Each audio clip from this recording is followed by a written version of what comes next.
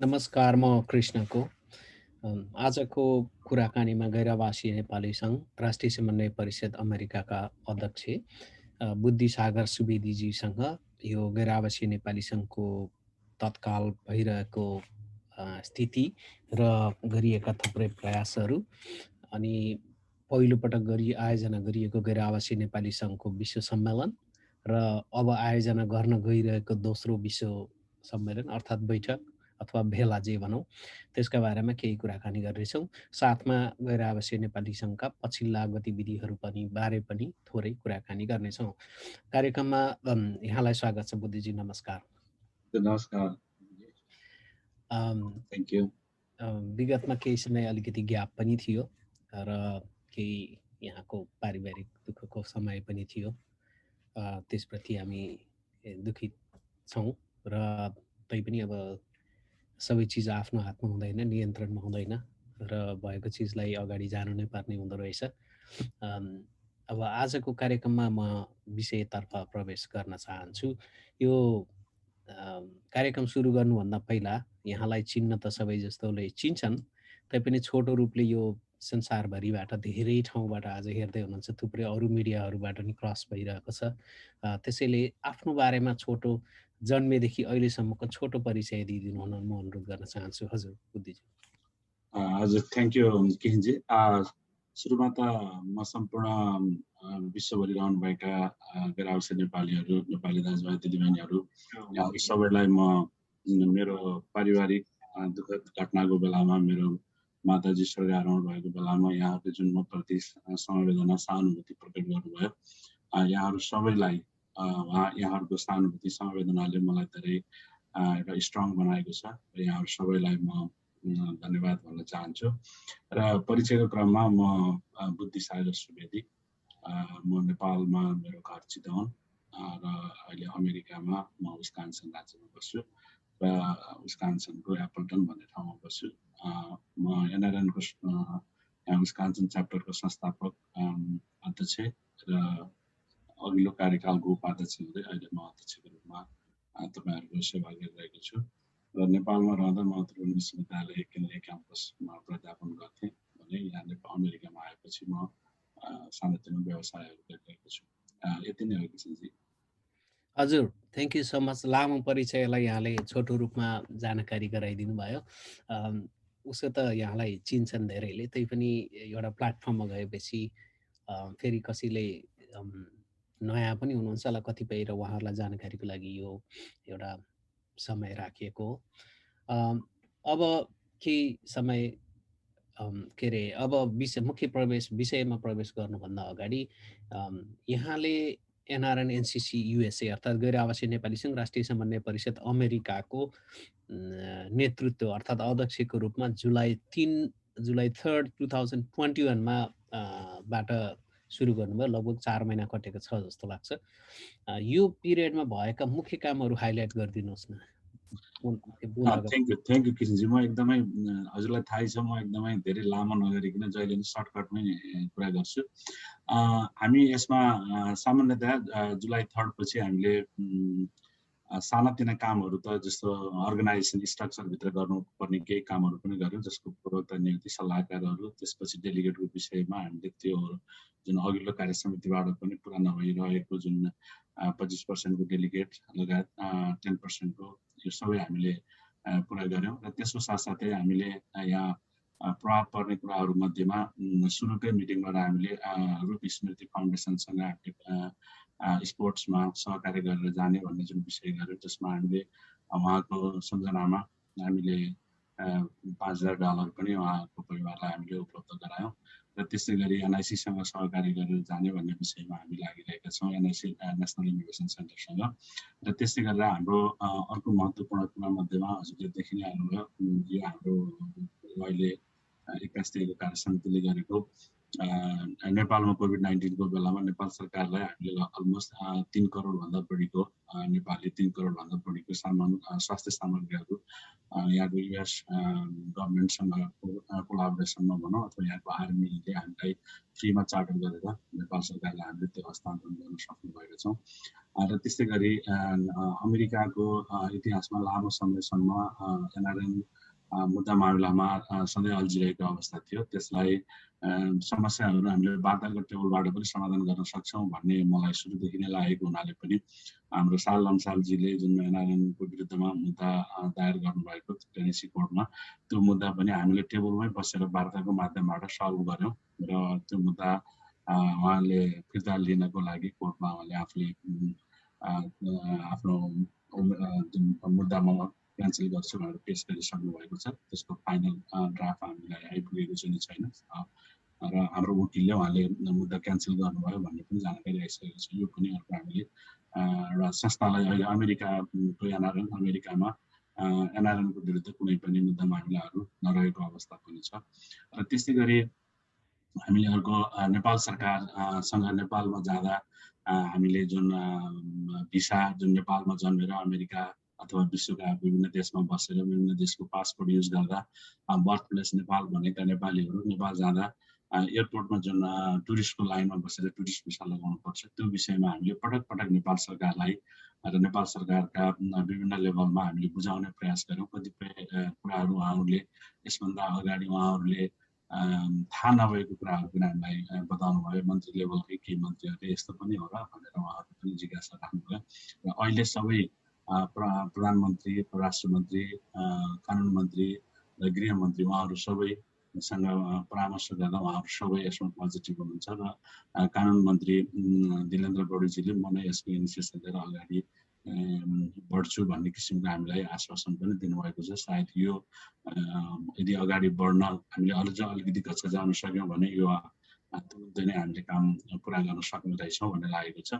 र त्यस्तै गरी जस्तो अमेरिका आउँदा नेपालबाट पहिलोचोटि अमेरिका आउने नेपालीहरू जसले अमेरिका आएर कहाँ के गर्ने भन्ने सबै थाहा नहुन सक्छ उहाँहरूको लागि एनआरएनको वेलकम लेटर अमेरिका आउँदै गर्दा पहिलोचोटि अमेरिका आउनेहरूको लागि जस्तो उहाँहरूलाई अप्ठ्यारो नपरोस् भनेर एउटा वेलकम प्याकेजमा एनआरएनको फोन नम्बर, इमेल र एटलिस्ट हटलाइनको नम्बर सहित एउटा प्याकेज पनि त्यहाँ राखिदिनु भयो भने धेरै नेपालीहरूलाई अप्ठ्यारो परेको बेलामा हामीसँग विभिन्न राज्य च्याप्टरहरू छ त्यहाँबाट नेपालीहरूले सुविधा लिन सक्नुहुन्छ भन्ने विषयमा हामीले नेपाल स्थित राजदूतावाससँग का कर्मचारीहरूसँग हामीले एक चरणमा कुरा गरिसकेका छौँ र उहाँहरू पोजिटिभ हुनुहुन्छ। अब सेकेन्ड चरणको लागि पनि हाम्रो सचिव अनुप खनालजी, महासचिव अन्जान चौलागाईजी र युथ कोअर्डिनेटर त्रिभुवन पाण्डेजी र हाम्रो सुमन थापाजीले यसमा कामहरू गरिराख्नु भएको छ। त्यसमा हाम्रो तोया दाहालजीले पनि प्रबन्धक तोया दाहालजीले पनि त्यसमा समन्वयकारी भूमिका खेल्नु भएको छ। सायद मलाई लाग्छ यो पनि तुरुन्तै हामीले उपलब्धिको रूपमा लिन्छौँ होला र यसले सार्थकता पाउँछ भन्ने पनि लागेको छ। त्यस्तै गरी हामीले बिडिए र एनआरएन ब्लड डोनर्स एसोसिएसन र एनआरएनको बिचमा एउटा एमओयू सही गर्ने विषयमा पनि हामीले कुरा अगाडि बढाएका छौँ। सायद यो निकट भविष्यमा नै बिडिए सम्बन्धी बिडिए र एनआरएनको बिचमा एउटा एमओयू सही हुन्छ होला। र त्यस्तै गरी हजुरलाई थाहै छ नेजा र एनआरएनको बिचमा पहिलोपटक हामीले स्कलरसिपको विषयमा पनि अगाडि बढाउने भनेर भर्जिनियामा जुन नेजाको अधिवेशन भएको थियो त्यसमा हामीले अगाडि बढाउने सहकार्य गर्ने स्कलरसिपको फेलोसिपको लागि भनेर पनि अगाडि बढाउने सोच बनाएका छौँ। र यस्तै अब आउँदा हामी दिनहरूमा पनि यसरी नै अगाडि बढ्ने केही हामीसँग दीर्घकालीन असर पर्न सक्ने कामहरू यो कार्यसमितिले गर्नुपर्छ भन्नेमा हाम्रो टिमको सम्पूर्ण साथीहरू लाग्नु भएको छ। र यस्तै गरी एउटा अर्को महत्त्वपूर्ण कुरा छ हामीले बर्थ प्लेस सल्यानमा बर्थ प्लेस बनाउनु पर्छ र त्यहाँ एकदम विकट ठाउँहरूमा पनि मातृ मृत्यु दर एकदमै बढी भएको हुनाले यसलाई चाहिँ हामीले हाम्रो एनआरएनले त्यसमा 1 NCC 1 च्यारिटी अन्तर्गत गर्नुपर्छ भनेर त्यसमा हाम्रो फिलान्थ्रोपी डिपार्टमेन्ट हेड भूपेन्द्र भट्टराईजी लगायत हाम्रो अहिले त्यसलाई हामी कृष्णजीवी पन्तजी वरिष्ठ उपाध्यक्ष कृष्णजीवी पन्तजीले त्यसलाई ह्यान्डल गरिरहनु भएको छ र हाम्रो अहिलेको पुरा टिमले त्यसलाई सपोर्ट गरेर त्यो चाहिँ बर्थ प्लेस बर्थ सेन्टर चाहिँ हामीले कम्प्लिट गर्नुपर्छ भन्नेमा हाम्रो सम्पूर्ण टिम लागिरहेको छ। कृष्णजी अलमोस्ट मैले सारांशमा मेन मुद्दाहरू भने र केही हाम्रो मानवीय क्षति भएका जस्तो विस्कन्सन र न्युयोर्कमा जो क्षति भएका थियो मृत्यु भएको थियो उहाँहरूलाई एनआरएन आफैले गोफन्ड पनि सञ्चालन गरेर उहाँहरूलाई हेल्प गरेको छ र अन्य विभिन्न यस्तो दैनिक पर्ने दैविक प्रकोप लगायत बाढी पीडितको विषयमा पनि जो नेपालमा बाढी गएको थियो त्यो बाढी पीडितमा पनि एनआरएनसीसीले हेल्प गर्नको लागि आफ्नो कदमहरू अगाडि बढाएको थियो।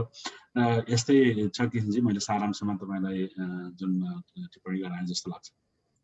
धेरै धेरै धन्यवाद। कामहरू थुप्रै भएका हुन्छन्, कहिलेकाहीँ हामीले याद गरेका हुँदैनौँ, कहिलेकाहीँ लाग्छ कामै गरेनन् भन्ने हुन्छ। त्यसैले पनि यो कुराहरू चाहिँ अलिकति राखिदिनु पर्ने थियो पब्लिकमा।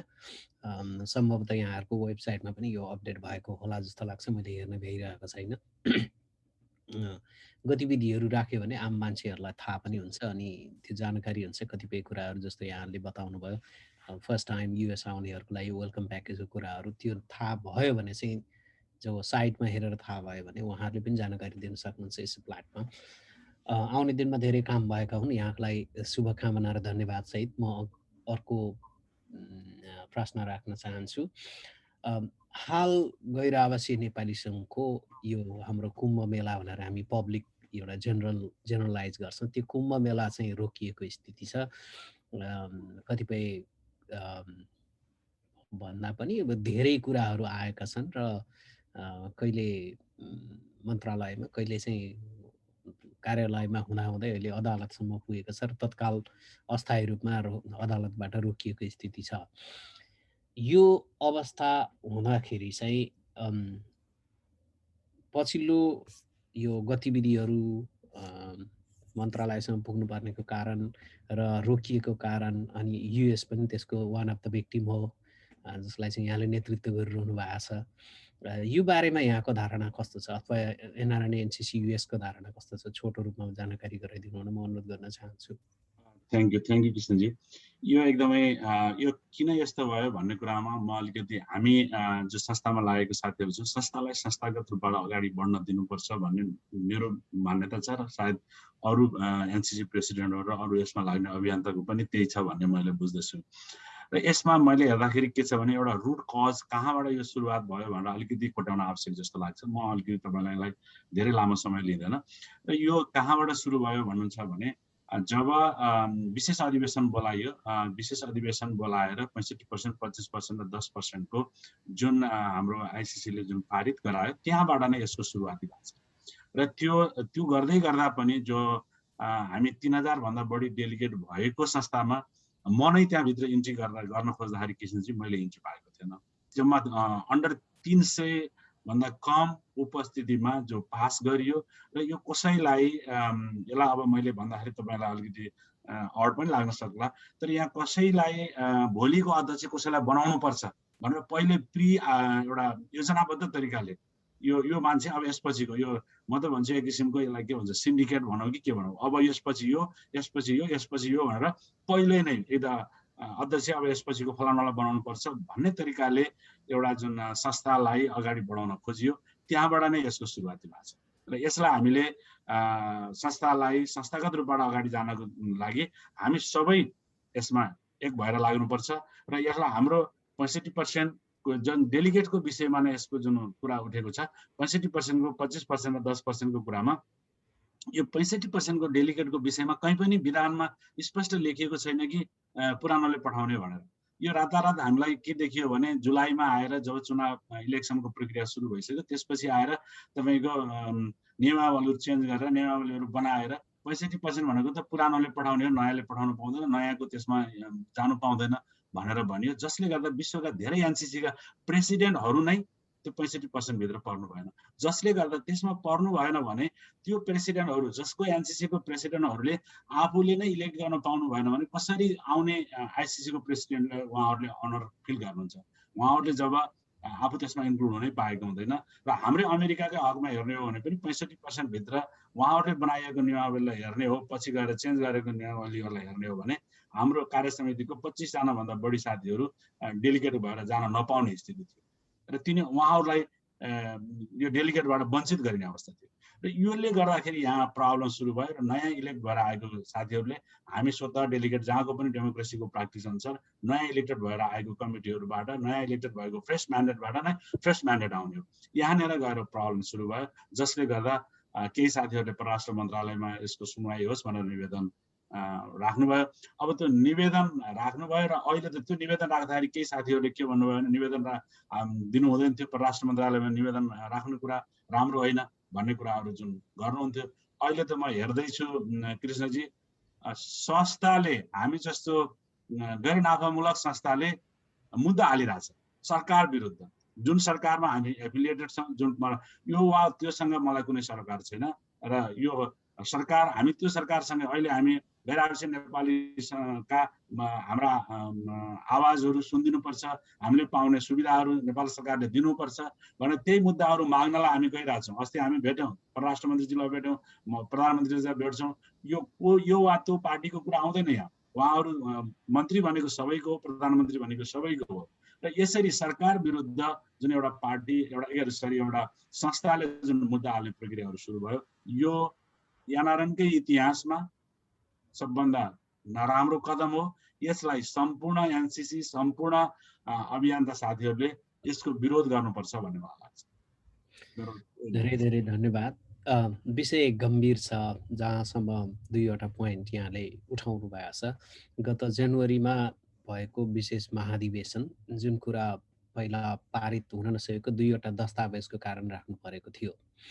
धेरै गैर आवासीय नेपालीहरूलाई थाहा नहुन सक्छ, गैर आवासीय नेपाली सङ्घको योभन्दा अघिल्लो विधान जुन चाहिँ 2017मा पारित भएको थियो, 19मा विधान पास हुन सकेन र संशोधन हुन नसकेपछि त्यही विधान कार्यान्वयनमा थियो। त्यो विधान संशोधन हुने एउटा विधि छ। त्यहाँ के भनिएको छ भने विधान सभामा लगेर विधिगत रूपले त्यहाँबाट सर्टेन कोरम नम्बरबाट पारित हुनुपर्ने र त्यसलाई ल्याएर नियमित महाधिवेशनमा लगेर पास गर्नुपर्ने भन्ने छ। र अनि जनवरीको चाहिँ विशेष महाधिवेशन थियो र त्यो नियमित महाधिवेशन थिएन र त्यसमा विधानको छलफल हुँदैन थियो। तत्कालीन परराष्ट्र मन्त्रीज्यूले उद्घाटन सत्रमा पनि स्पष्ट रूपले भन्नुभएको थियो, संस्थालाई हित नगर्ने र विवादित हुने कुराहरू छलफलमा नल्याउनुहोस् भन्नुभएको थियो। जुन चिज चाहिँ हामीले बाहेस नभइकन भन्नुपर्दा त्यो निर्देशन उहाँले त्यति बेला दिनुभएको थियो। त्यो अझै पनि भिडियो रेकर्डमा हेर्न सकिन्छ। पछि विधान संशोधन फ्लोरमा लगेर नल्याइकन त्यसलाई विवाद छैन भन्ने देखाउनलाई उहाँहरूले एक किसिमको एउटा दुईजनाको टिम बनाउनु भयो। अब महाधिवेशन जस्तो चिजमा ल्याउने विधान दुईजना व्यक्तिले ल्याउने, रातारात त्यसलाई पास भयो भने अनिवार्य गराउने, हामी जस्तोलाई छिर्न नपाउने। म आफै सञ्चारतर्फको चाहिँ संयोजक भएर काम गरेको व्यक्ति, म आफै छिर्न पाएन, यहाँहरू जस्तो व्यक्तिहरू उपस्थित हुनु पाउनु भएन। त्यति बेला एनसीसीयुएसको अध्यक्ष, निवर्तमान अध्यक्ष भनौँ, सुनिल शाहजी नै त्यति बेला अब एनसीसी अध्यक्ष नै जान पाउनु भएको थिएन। मसँग त्यसको रेकर्ड त छैन। मैले गौरीजी त्यति बेला सचिव हुनुहुन्थ्यो, उहाँलाई पनि गौरीजी त म त इन हुन पाएन भनेको, म पनि पाइरहेको छैन भन्नुहुन्थ्यो।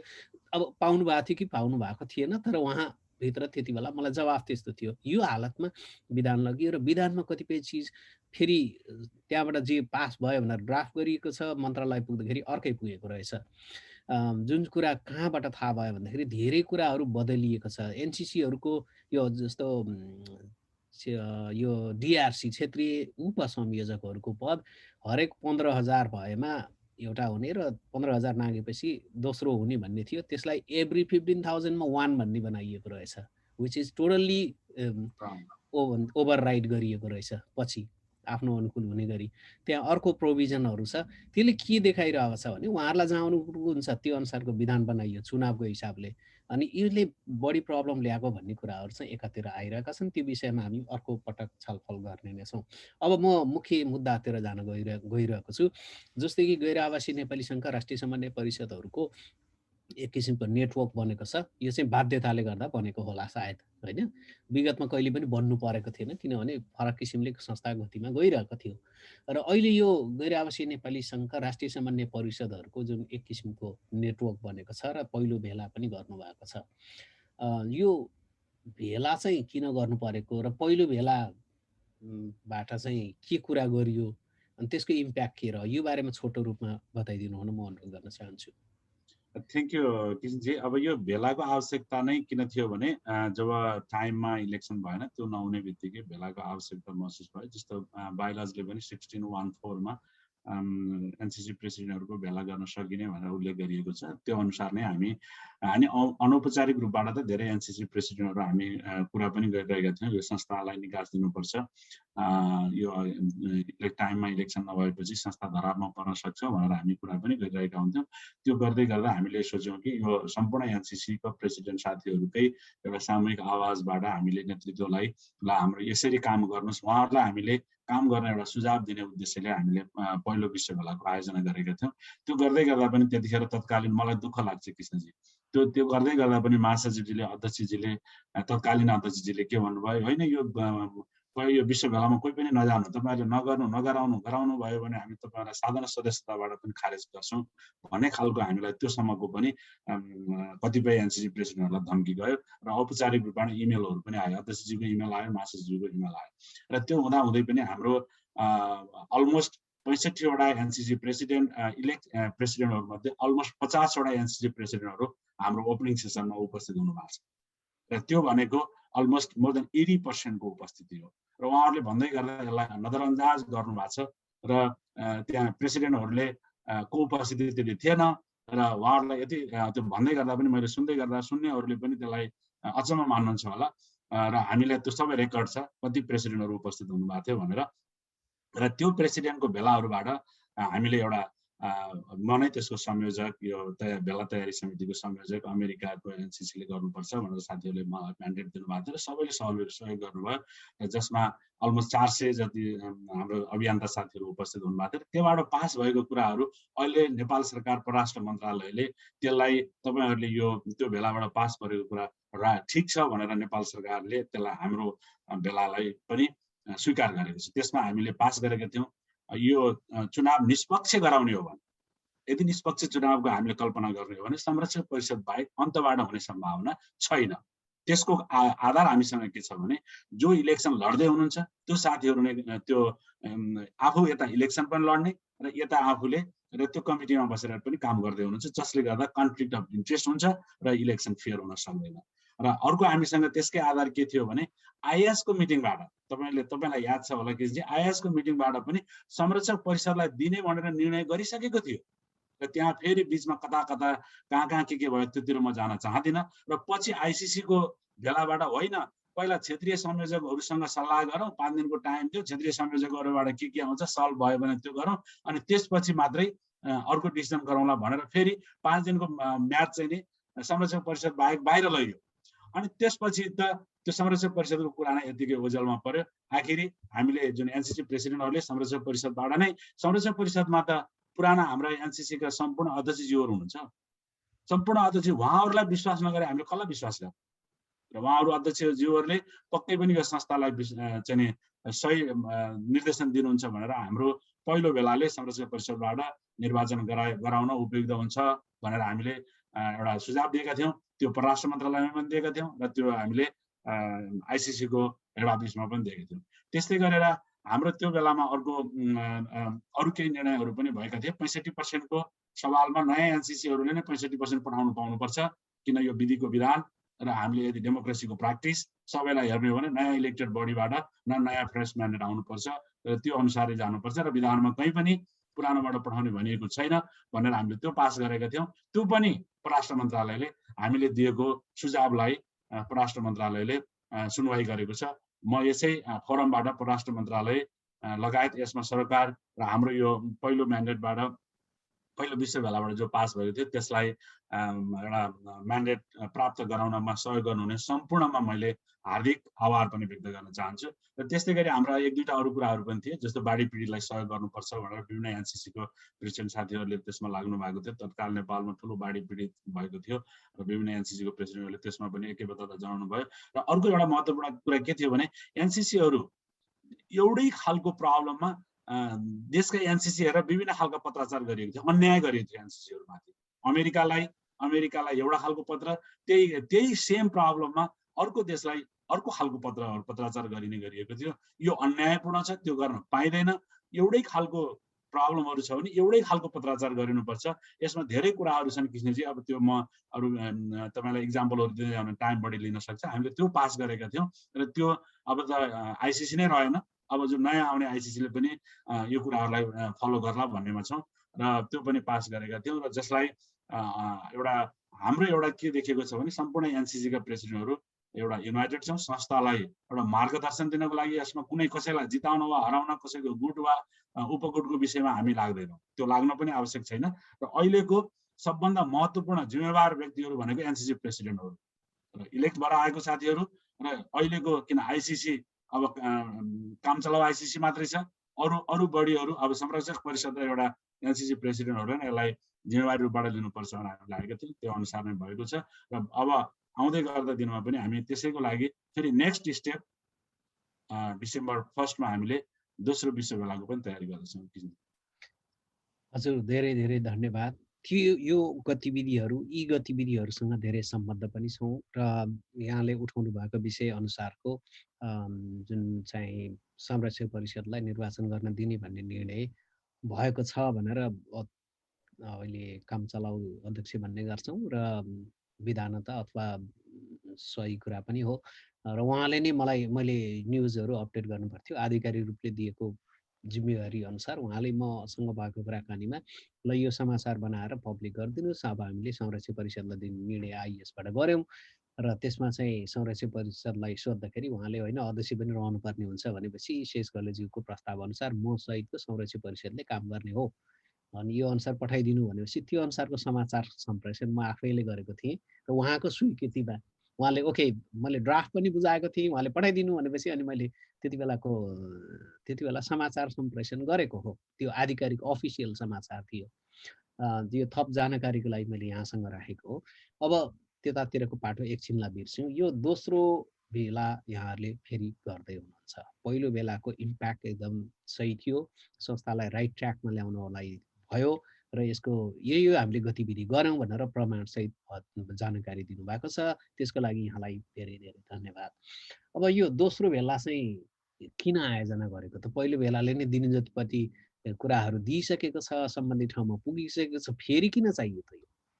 Thank you Krishnaji. यो किन चाहियो भन्दा पनि हामीले के भनेका थियौँ भने पहिलो बेलामा एउटा म्यान्डेट के पनि पास गरेका थियौँ भने यदि नोभेम्बर त्यसमा हाम्रो काम चलाउ अध्यक्षज्यूले के भन्नुभएको थियो, नोभेम्बर 30 भित्रमा म इलेक्सन गराउँछु भनेर आइसिसीको मिटिङबाटै पास गराएको कुरा आएको थियो र हामीले त्यहाँ के भनेका थियौँ भने यदि नोभेम्बर 30 भित्रमा इलेक्सन भएन भने फेरि हामी आइसिसी इलेक्ट र एनसिसी प्रेसिडेन्टहरूको भेला गर्नेछौँ भनेर पहिलो बेलाबाट हामीले पास गरेका थियौँ र त्यस मुताबिक नै नोभेम्बर 30 भित्र इलेक्सन नभएपछि हामीले डिसेम्बर 1 लाई हामीले त्यो दिन हामीले तोकेका हौँ र यसमा हामी मेन एजेन्डाहरू एक दुईटा छन् कृष्णजी, म त्यसमा पनि जाने अनुमति चाहन्छु।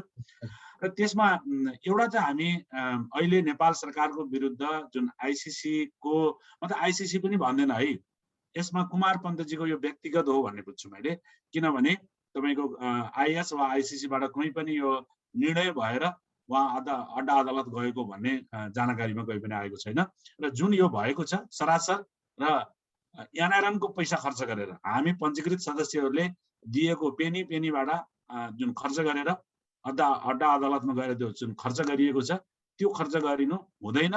त्यो गरियो भने हामी एनसिसी प्रेसिडेन्टहरू त्यसको विरोध गर्नेछौँ र त्यसको हामी विपक्षमा हुनेछौँ भन्ने खालको म्यान्डेटको लागि पनि यो जरुरी छ। यो नगर्नुहोस्, सरकारसँग मिलेर जानुहोस्, कसैसँग मुद्दा मामिला गर्ने होइन। हामी सरकारसँग एफिलिएटेड संस्था, एउटा तपाईँ भन्नुहोस् हामी नै पनि हामी एनसिसीहरू आइसिसीसँग एफिलिएटेड छौँ, आइसिसी नेपाल सरकारसँग। त्यसो भए त उहाँहरूले यदि नेपाल सरकारसँग कोअर्डिनेट नगर्ने हो भने हामीले आइसिसीसँग कोअर्डिनेट गर्नुपर्ने आवश्यकता के रह्यो? यो त आफूभन्दा माथिल्लो लेयरसँग तपाईँहरूले कोअर्डिनेट गर्नुहोस्, नेपाल सरकारसँग धेरै सुविधाहरू धेरै हाम्रा मागहरू पुरा गराउनु छ भनेर एउटा मुद्दा हाम्रो त्यो रहन सकिन्छ। त्यो अहिलेको रहेको नेपाल सरकार विरुद्ध दिएको मुद्दा फिर्ता लिनको लागि हामी दबाब दिनेछौँ, एउटा त्यो हामीसँग रहनेछ। र अर्को भनेको हामीले जुन पहिलो विश्व भेलाबाट जुन गरेका निर्णयहरू नेपाल सरकारले त्यसलाई कार्यान्वयन गरेकोमा नेपाल सरकार र सम्बन्धित विभिन्न पक्षहरूलाई उहाँहरूलाई धन्यवाद दिँदै आउँदो दिनमा संरक्षक परिषदलाई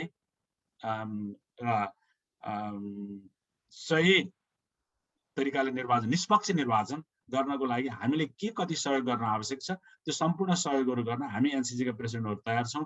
तपाईँ निर्वाचन गराउन लागि आफ्नो प्रक्रियाहरू अगाडि बढाउनुहोस् भन्ने खालको उहाँलाई ब्याक सपोर्टको लागि पनि हामीले यो दोस्रो विश्ववेला गर्नेछौँ। त्यसमा अब अहिले जुन नेपाल सरकारले जुन भनेको छ 65% नयाँ एनसीसीहरूबाट, नयाँ इलेक्टेड भएको एनसीसी प्रेसिडेन्टहरूबाट लिने जुन भनिएको छ, त्यसमा पनि कुन कुन एनसीसी प्रेसिडेन्टहरूमा कहाँ कहाँ के छ त्यो विषयमा पनि हामी छलफल गर्नेछौँ। कहाँ के समस्या छ, कसरी 65% को फेरि बढाउँदाखेरि हामी एनी टाइम रेडी भएर पठाउनु पर्यो। तपाईँको विदिन 24 आवरमा पठाउनु पर्ने पनि हुनसक्छ, अथवा उहाँहरूले दिएको टाइम फ्रेमभित्र हामीले पठाउनु पर्ने लेभी, हामीले पठाउनु पर्ने 65%, 25%, 10% को हामी फेरि सम्पूर्ण तयारी गर्नुपर्ने भने पनि तयारी गरेर बस्नुपर्छ भन्ने यी आदि इत्यादि विषयहरूमा हामी छलफल गर्छौँ। हजुर, धेरै धन्यवाद जानकारीको लागि। यो भेलामा, दोस्रो भेलामा चाहिँ अतिथिको रूपमा को आउनुहुन्छ त्यस्तो खालको, अथवा कस्तो खालको कार्यक्रम हुन्छ कि मुख्य एजेन्डा बारे त यहाँले बताइसक्नु भएको छ। होइन, हामी यसमा त्यो ठुलो पब्लिक फोरम चाहिँ नि गर्दैनौँ। पहिला हामी अलमोस्ट 400 जतिको उपस्थिति थियो अघिल्लो पहिलो विश्ववेलामा। यसमा हामी एनसीसी प्रेसिडेन्ट र आइसीसी इलेक्ट साथीहरू अलमोस्ट हामी उहाँहरूलाई मात्रै इन्क्लुड गर्ने र केही पत्रकार साथीहरूको केही रह्यो भने, जिज्ञासा रह्यो भने उहाँहरूलाई पनि इन गर्ने भन्ने विषयमा आज मात्रै हाम्रो फेरि स्टेयरिङ कमिटीको पनि हामी आज अथवा भोलिसम्ममा फेरि फाइनल चरणमा कसरी जाने भनेर आज बेलुका अथवा फर्स्ट इन द मर्निङ कुरा गर्ने सोचिरहेको छौँ। र अहिलेसम्मको तयारी अनुसार आइसीसी इलेक्ट र एनसीसी प्रेसिडेन्टहरू यसमा उपस्थित हुनुहुनेछ र हाम्रो प्रमुख संरक्षक शेष घलेजी पनि यसमा आएर हामीलाई सम्बोधन गर्नुहुनेछ। हामीले उहाँलाई र लगायत अरू संरक्षक परिषदका अरू जो हुनुहुन्छ त्यसमा अरू उहाँहरूलाई पनि हामी सबैलाई फर्मल इन्भिटेसन पठाउनेछौँ। सायद मलाई लाग्छ उहाँहरू सबैको उपस्थित रहनेछ भन्ने पनि हामीले सोचेका छौँ। अब यो यस्तो खालको भेला विगतमा आवश्यक परेन, अपेक्षा गरिएको थियो होला अथवा थिएन होला, होइन? अब हरेक चिजहरूको नियमितता हुन्छ भन्ने पनि छैन, हुँदैन भन्ने पनि छैन। के यस्तो यो एनसीसीहरूको भेला के भविष्यमा फेरि नियमित हुँदै जान्छ अथवा यो टुङ्गिन्छ अथवा के हुन्छ, यो के हो? होइन, आवश्यक पर्यो भने गरौँला, नत्र यो कुनै हामीलाई रहरले गरे होइन। यो हामीलाई अहिले आवश्यक देखियो, हामीले गऱ्यौँ। यदि पछि भविष्यमा पनि यदि आवश्यक देखियो, संस्थालाई एउटा अगाडि बढाउन, संस्थालाई सही ट्र्याकमा ल्याउनलाई यदि आवश्यक पर्यो भने भविष्यमा पनि हुनसक्छ। यदि संस्था आफ्नो तरिकाले द्रुत गतिमा संस्थागत तरिकाले अगाडि बढ्यो भने यो बेलाको आउँदा दिनमा औचित्य नहुनु, आवश्यक नहुन पनि सक्छ। हजुर, जेनरली चाहिँ यस्तो खालको प्रब्लमहरू परिषदले निर्णय गर्ने गर्छ। परिषद नै यति बेला धराशायी भएको स्थितिमा चाहिँ सायद यो आवश्यक परेको होला। अब हुन त संस्थाले नियमित रूपले काम गर्दै जाने हो भने यस्तो खालको विकल्पहरू कसैले पनि सोच्नु आवश्यक नपर्ने होला। यहाँहरूले जुन आयोजना गर्नुभएको, हामी सबैको लागि, संस्थाको लागि आयोजना गर्नुभएको भेला छ, त्यो सफल रहेको होस्। र यो कार्यक्रमबारे अरू केही थप जानकारीहरू यहाँले दिनु छ? मैले तयारी गरेको सोध्ने क्वेसनहरू चाहिँ यहाँले जानकारी पनि दिइसक्नु भएको छ छोटो रूपमा। चाहिँ केही छन् भने थप कुराहरू राख्नुको लागि मैले अनुरोध गरेँ। होइन, थ्याङ्क यू कृष्णजी। अलमोस्ट सबै हजुरले कभर गर्नुभएको छ। मैले सम्पूर्ण साथीहरू जो यसमा हजुर लगायत हजुरको सम्पूर्ण टिम र यो आजको यस कार्यक्रम फेसबुक लाइभलाई सुनिराख्नु भएको सम्पूर्ण साथीहरूलाई पनि मेरो अनुरोध के छ भने, संस्था अहिले अलिकति सङ्कटको अवस्थामा छ। यो सङ्कटबाट उतार्न, यो सङ्कटबाट निकाल्न तपाईँ हामी सबैको बराबर दायित्व छ। तपाईँ हामी सबैले, यो संस्था रहे तपाईँ हामी सबै रहने हो, र संस्था रहेन भने तपाईँ हामी पनि रहँदैनौँ। यो संस्थालाई बचाउनुपर्छ र यो विषयमा सम्पूर्ण साथीहरूले एकदम गम्भीरतापूर्वक छातीमा हात राखेर साथीहरूले सबैले सोचौँ र संस्थालाई बचाउँ भन्दै यो डिसेम्बर 1 मा हामीले जुन गर्न लागिरहेको दोस्रो विश्व भेलामा यहाँहरूकै केही सुझाव सल्लाह केही छन् भने हामीलाई यहाँहरूले दिनको लागि पनि म अनुरोध गर्दछु। र पक्कै पनि हाम्रो यो डिसेम्बर 1 मा हुने विश्व भेलामा यहाँहरूको सबैको सहयोग, सपोर्ट रहनेछ, सहानुभूति रहनेछ भन्ने कुरामा पनि मैले आशा दिएको छु। धन्यवाद कृष्णजी।